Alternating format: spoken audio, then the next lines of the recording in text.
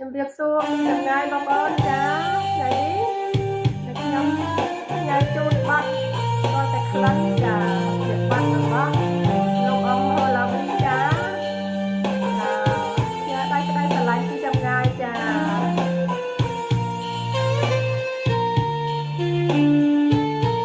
ស្គាល់តែខ្លឹងមិនបានខ្លួន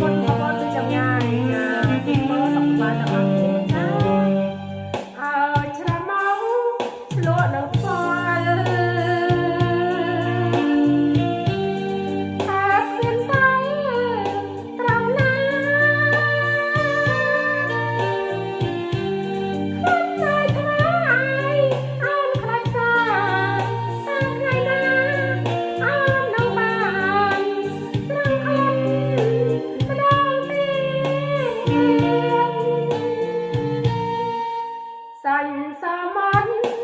ណាត់ស្រទន់តន់ហើយតន់គ្មានគំព្រៀងតន់ហើយណាតន់ចំមានរូបបងឃ្លៀងឃ្លៀងចាលអូនគ្មានណាមិនសា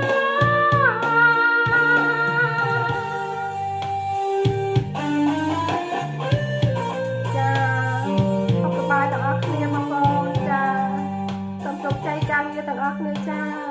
អរគុណ